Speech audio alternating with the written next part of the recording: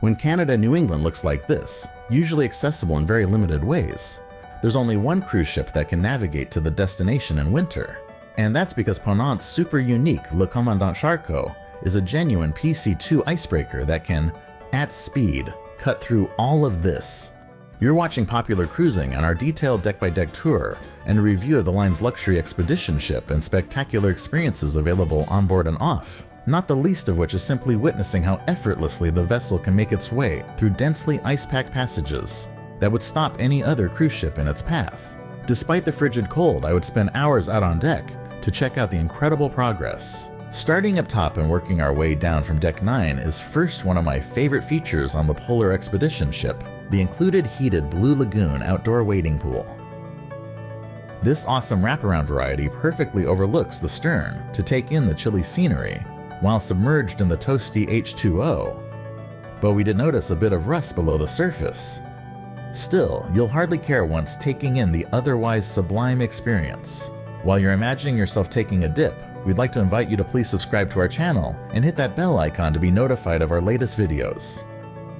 Next, skipping ahead a bit, to the other end of the ship at the bow, is another of my all-time favorite cruise ship features, a full forward-facing observation lounge and outdoor viewing deck. Even if it happens to be iced over outside, it's plenty warm inside to check out the passing views, without the need for a parka, where architecturally sweeping windows encircle complimentary and oh-so-delicious French pastries, freshly made cappuccinos, and all-inclusive cocktails. I was very pleased to see the French cruise line also showcase the French strategy game, Corridor, yet another one of my personal favorites from years past, with a neat oversized board here.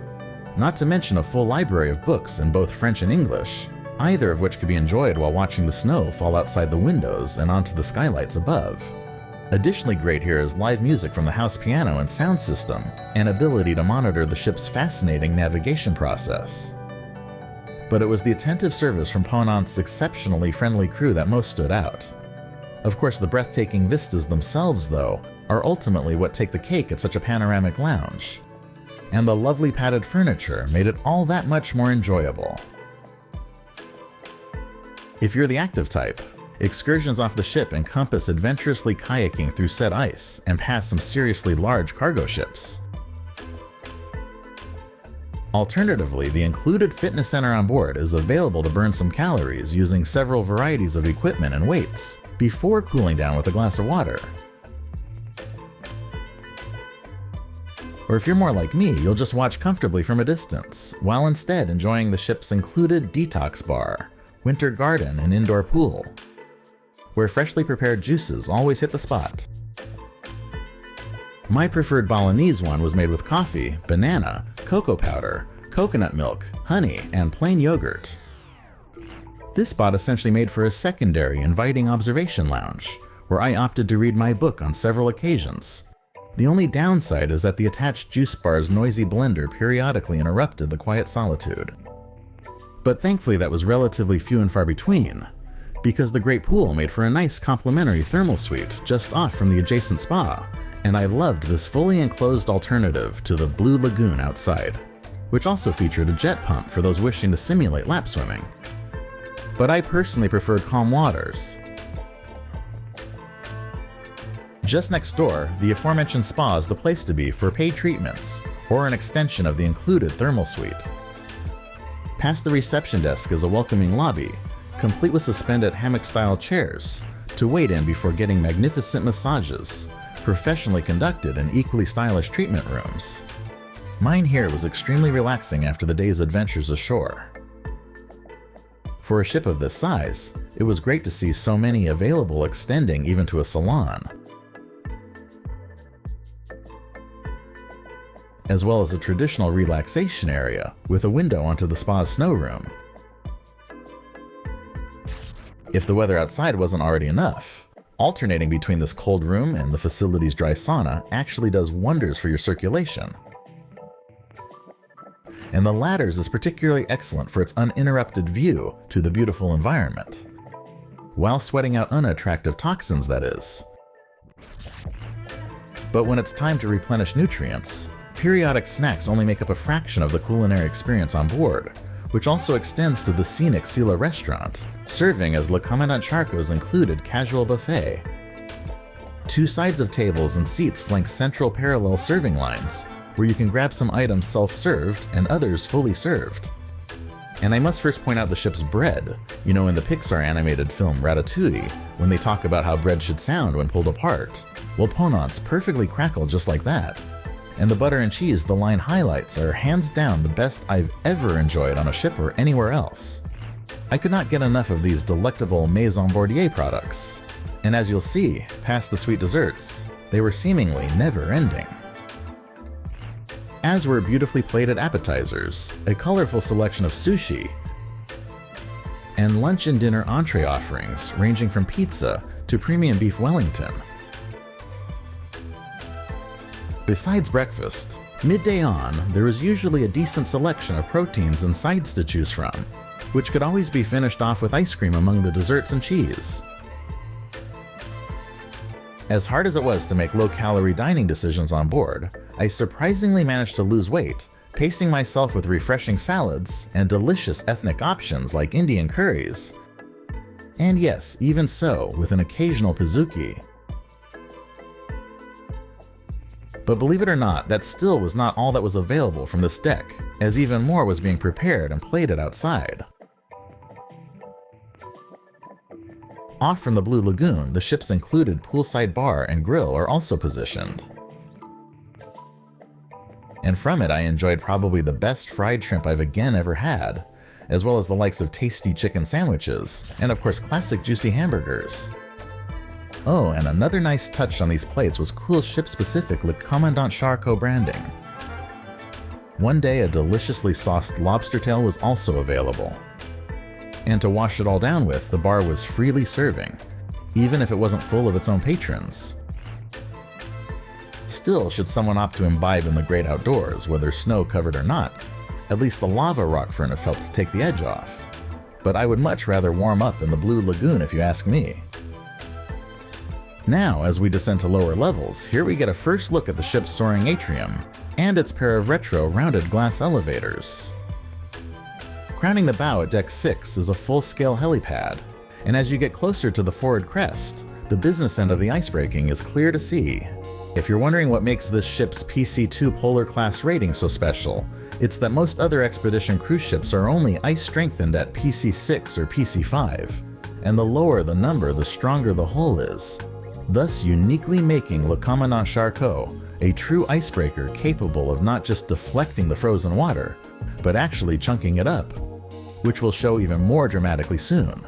It was also on this deck that our spacious prestige stateroom was located, a suite-like 50% larger accessible variety for greater comfort, and its firmer but still soft bed comes teddy bear approved, as the nightstands also get a thumbs up, for both including a storage drawer, US and European electrical outlets, and 2 USB-A charging ports, across the way from which was a dining area with a table, chair, and banquette, as well as television and vanity desk.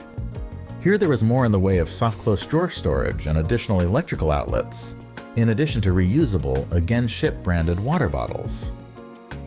Just to the side was the closet, in contrast without soft-close hardware, first encompassing a span of pantry shelves, safe and fully stocked, and included minibar fridge, plus a section for hanging clothes and another span of shelves for additional clothing items. Closest to the entrance were 4 handy wall hooks and umbrellas to use, where we mostly hung up our parkas. And as we headed to the bathroom, past helpful Do Not Disturb buttons, yet another scenic glass enclosure, where you could look out from the sizable shower and toilet compartment. Mind you, this is larger than most other entry-level staterooms for wheelchair accessibility, but we sure did appreciate it even standing.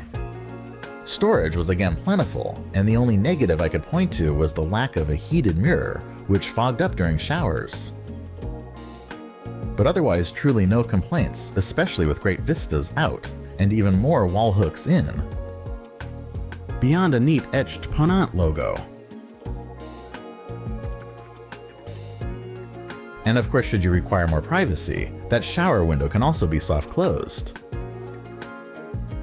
Like the enlarged room itself, our balcony was also expanded, making for the perfect place to see what the day's weather would be like and check out the current ice conditions. From another 2 convenient chairs and a table. When you're ready to book your own Le Commandant Charcot cruise, we recommend doing so through our sponsor, Fairy Godmother Travel, who will magically take care of all your trip planning absolutely for free. To get your complimentary quote, just click the link right here, or follow the website, phone number, or email address below. And what's more about our room, I've got to point out some details that we were particularly fond of, like the rounded corner at the bathroom, and decorative paneling stretching from the headboard up towards the floating ceiling, as well as that curved banquette, all giving the room a lovely curving flow. And not to be forgotten is the dining table, which was ideal for room service meals, which were just as yummy as elsewhere on board, such as a Caesar salad with smoked salmon, Ponant's fancier take on a club sandwich, and classic creme brulee. But it's on Deck 5 that the shining star for fine dining is found at the ship's Nuna Restaurant, the only of its kind at sea from celebrated French chef Alain Ducasse, complete with a welcoming demonstration kitchen right at the entryway, and a continuation of the ship's cool curvaceous lines in the main dining room. While there are no other specialty restaurants on board Le Commandant Charcot, they're really not missed, as this one is certainly special enough as an included showcase of traditional and contemporary French food with flair. And course after course had me exclaiming, "Holy crap, that's good!" Beginning even with the elevated bread service, followed by the likes of a variation of porcini mushrooms and black truffle, outstanding remoulade of celery, crab meat, green apple and caviar, succulent lobster, beetroot and hibiscus, savory veal tenderloin, sweetbread, black truffle and coffee, and Le Commandant Charcot itself, creatively rendered in dessert form, all before some final sweet treats.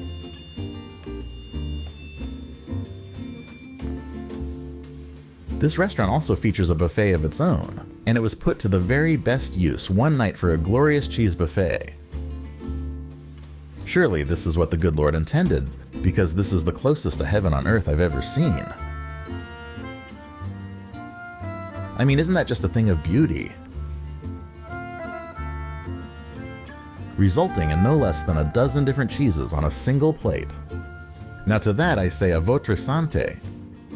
But it wasn't the only buffet showcased at the restaurant, as a brunch on a following day was very much on par with what a grand midnight buffet used to look like on cruise ships back in the day. Most have now done away with such an elaborate spread, but on Ponant it's in full force. From massive crab legs, oysters, and shrimp, to a foie gras station. And as our itinerary was Canadian-based, what buffet of this nature would be complete without a fully loaded poutine station as well? Plus even more in the way of breakfast-leaning items like avocado toast, with poached egg and smoked salmon.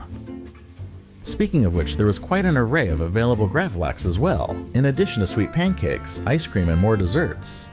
If that wasn't enough, even regular full-service lunches were excellent here, particularly an appetizer of crab meat, avocado, mango, and curry oil, and an entree of pan-seared gnocchis and vegetable-stuffed bell pepper. And it just so happens that you can order dinner from Nuna as room service to your stateroom, as I once did to try even more delightful dishes. This Canadian salmon with vodka white butter sauce was another such culinary revelation, finished with a sweet send-off.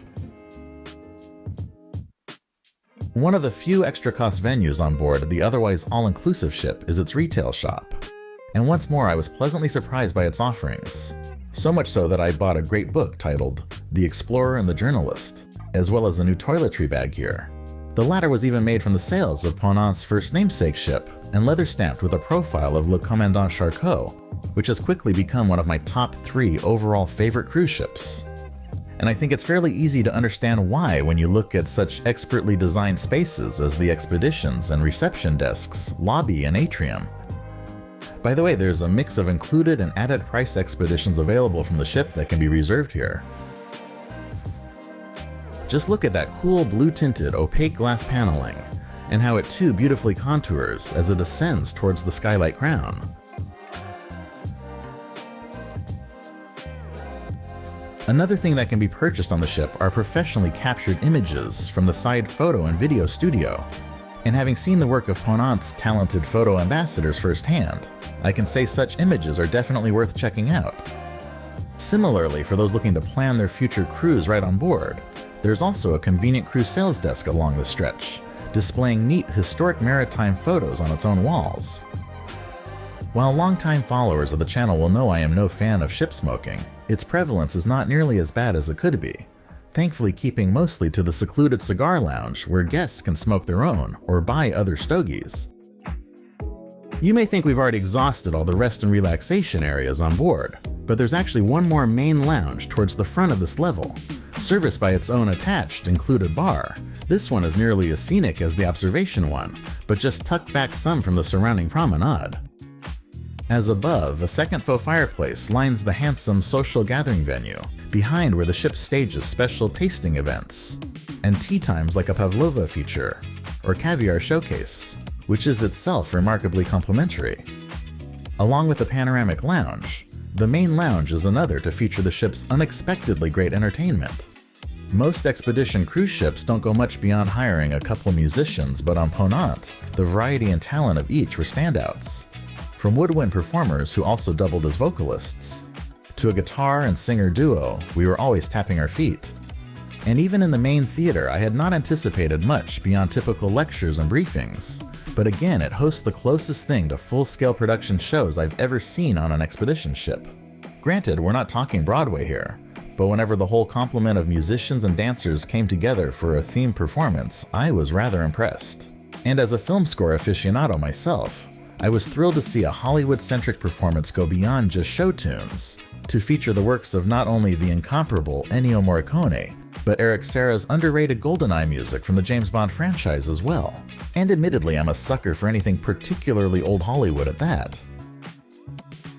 It was great to see Le Commandant Charcot showcase locals on stage also, like the Innu people from Sept-Îles, Quebec, some of which were cruise ship performers in their own past. Or regional rock stars, as it were.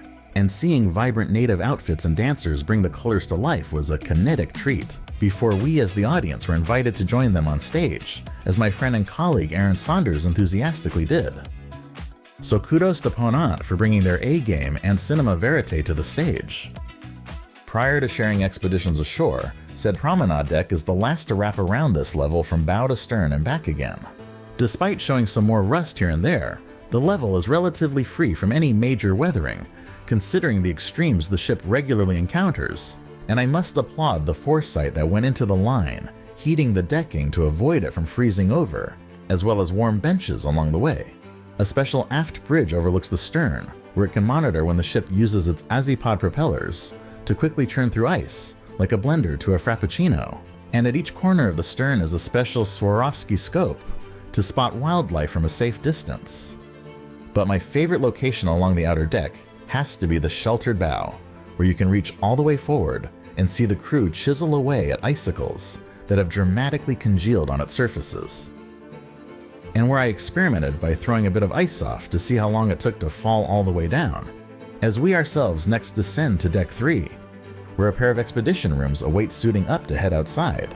As these kinds of prep rooms go, I must also say just how luxurious even these are, with their leather-clad benches and seat cushions, and what has to be the best invention ever for easily getting in and out of muck boots, courtesy of these cool wooden contraptions on the floor.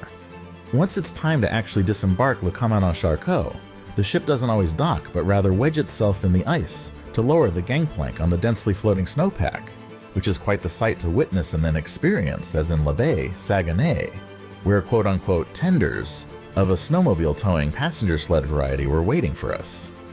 It turns out these were even custom built just for our ship's unseasonable arrival into the port. So we could go ice fishing of all things with our ship in the near distance.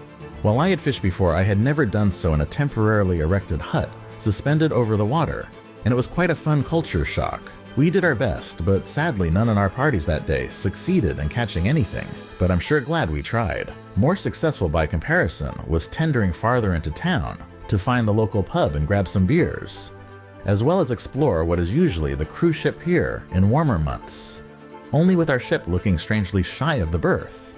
As we overnighted in this port, we were also able to delay our return until later in the evening, where a snowy ride back was quite a blast for this native Southern Californian, and a cool opportunity to see the ship appearing ghostly at night, before the next day when we bid our icy slip adieu and headed back out to more open waters, At Sept-Îles, Quebec, we were able to regularly dock, and this time our magnificent vessel was greeted by horses, as our orange parka-clad fellow passengers emerged. It was interesting to explore yet another town that must be buzzing with activity during the summer to have a water park, but during our visit it was still all frozen over. So what do? But find a diner and do what Canadians do, or so I'm told by my Canadian friend here. Order a massive helping of poutine. Just as this eagle later grabbed a meal of its own, before flying off the port side of our ship, as the ice mysteriously changed shape and grew increasingly dense. Let's just say to get to our next port of call, it took a mighty effort from the Icebreaker to fully flex its muscles, since this was our target pier, completely locked in ice, and we couldn't simply push the solid water into the concrete structure without bulldozing it in the process. So, Le Commandant Charcot had to steam forward and back, multiple times, to safely break it up and push it aside to securely moor. And once we did, school buses were our tender of choice to drive past the ship in Gaspé, Quebec. Known as the birthplace of Canada, here we tread through the winter snow, where it honestly felt colder than summer in Antarctica, and explored the interesting native culture that came before, from traditional styles of shelter and different artifacts, to full-scale canoes and animal skins. And then, once I went back outside, I felt inspired by the Apple TV show Severance to capture some Keir Egan congenial symmetrical cinematography. I mean, this sure looks like Cold Harbor to me, but I knew it wasn't because it was not far to civilization, that is a convenient nearby McDonald's. Suffice it to say, I was seriously impressed by Le Commandant Charcot and its unique abilities to get us to this destination. I cannot wait to come back on and hopefully next take it all the way to the North Pole. But until that time, let's conclude with our final pros and cons. What we disliked as pains in the aft are a few maintenance issues from said rust to decorative panel cracks, and a door that would not open at the observation lounge. Lack of soft close closet doors, and heated bathroom mirrors in staterooms, and the noisy juice blender at the otherwise serene therapy pool. But what we especially liked, and can take a bow, are the ship's distinct PC-2 ice-breaking capabilities, some of the best ever expedition luxuries, and its marvelous dining and entertainment. Thanks so much for watching. If you would, as it really does help support us, please like this video with a thumbs up and subscribe to our channel, and watch our other ones while you're at it.